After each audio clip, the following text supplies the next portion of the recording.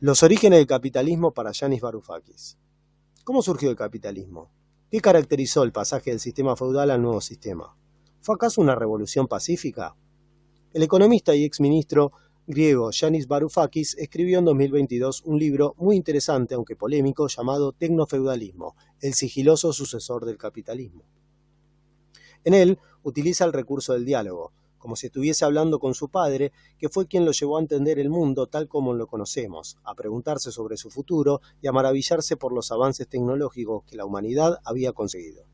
Su tesis central es que el sistema capitalista está llegando a su fin para dar paso a un nuevo sistema económico, que entrecruza características propias del feudalismo y de los más avanzados aspectos tecnológicos, lo que genera una economía de nubes o plataformas que permite grandes rentas a sus propietarios.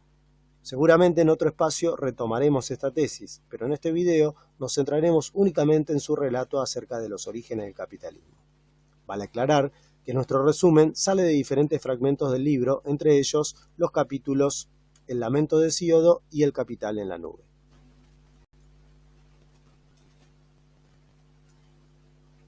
Dice el autor: en la época feudal, que se consolidó en toda Europa en el siglo XII, la vida económica no requería tomar decisiones económicas.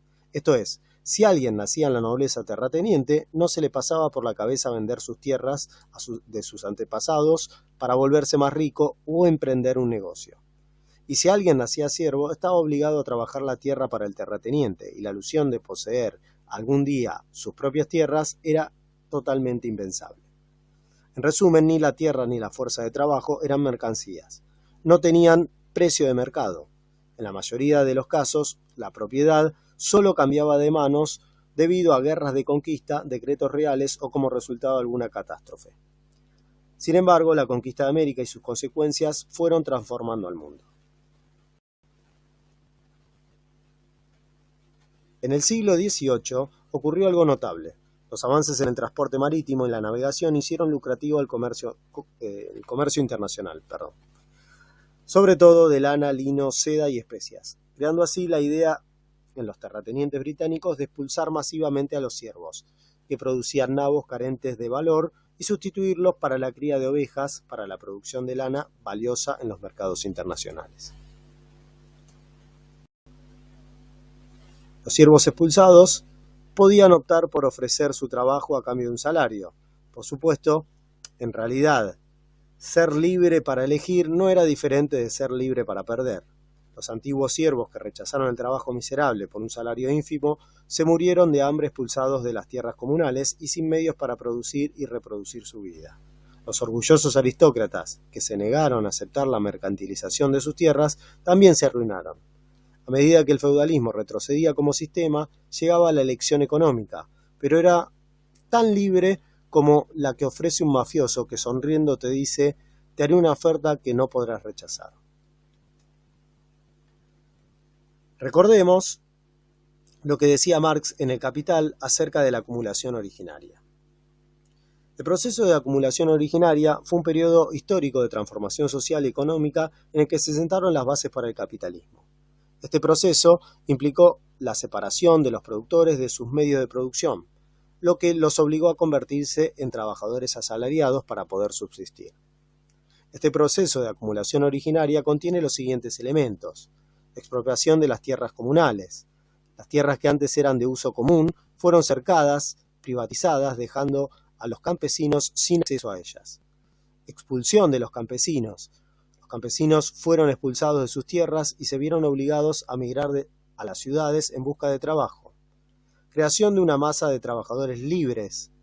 Los campesinos, despojados de sus medios de producción, se convirtieron en una masa de trabajadores libres en el sentido de que no eran propiedad de nadie, pero también libres de los medios de subsistencia, lo que los obligaba a vender su fuerza de trabajo para sobrevivir. Concentración de la riqueza. La riqueza se concentró en manos de unos pocos, los propietarios de las tierras y las fábricas. A partir de esta nueva realidad, se sancionaron diversas leyes que fueron utilizadas para imponer el nuevo sistema social. Con la proletarización de los campesinos, algunas de las más destacadas son las leyes de cercamiento. Estas leyes legalizaron el cercamiento de tierras comunales y la expulsión de campesinos, Las leyes de pobres, estas leyes establecieron medidas represivas contra los pobres y los vagabundos, criminalizando la pobreza y obligando a los desempleados a trabajar en las fábricas, y leyes de salarios, estas leyes permitieron a los empleadores fijar salarios bajos, aprovechándose de la situación de necesidad de los trabajadores. Esto, obviamente, conllevó una obligación de convertirse en asalariados. Los campesinos, al perder sus tierras y sus medios de subsistencia, se vieron obligados a convertirse en asalariados para poder sobrevivir. La falta de alternativas y la necesidad de obtener ingresos para alimentar a sus familias los empujaron a trabajar en las fábricas, donde las condiciones laborales eran precarias y los salarios bajos. En resumen, el proceso de acumulación originaria fue un proceso violento y desigual que implicó la expropiación de tierras, la expulsión de los campesinos y la creación de una masa de trabajadores asalariados. Este proceso fue fundamental para el desarrollo del capitalismo, ya que proporcionó la mano de obra necesaria para la expansión de la industria y la acumulación del capital. Ahora bien, algunos podrían decir que estas transformaciones económicas vienen directamente de un progreso natural del hombre a partir del avance tecnológico. Como si el avance tecnológico de estos tiempos necesariamente nos llevara a pensar en un sistema como el capitalista. ¿Pero esto es así? Pensemos lo siguiente, dice el autor. ¿Qué pasaría si James Watt hubiera inventado la máquina a vapor en vez de en el capitalismo en el antiguo Egipto?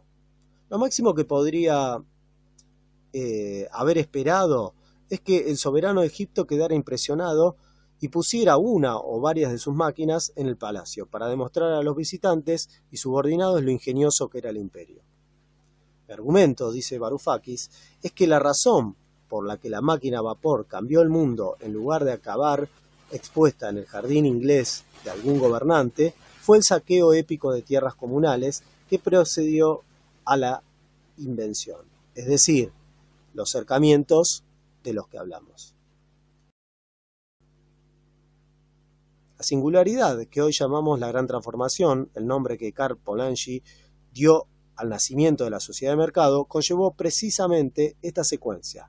Primero, el expolio de las tierras comunales, posibilitado por la brutal violencia del Estado, y solo después el espléndido avance tecnológico de Watt. Quienes crean que el capitalismo llegó al mundo a partir de un progreso natural, desde un mundo de las ideas y sin mediar violencia, no hacen más que romantizar un proceso ampliamente complejo que requiere un análisis más preciso para poder ser entendido cabalmente.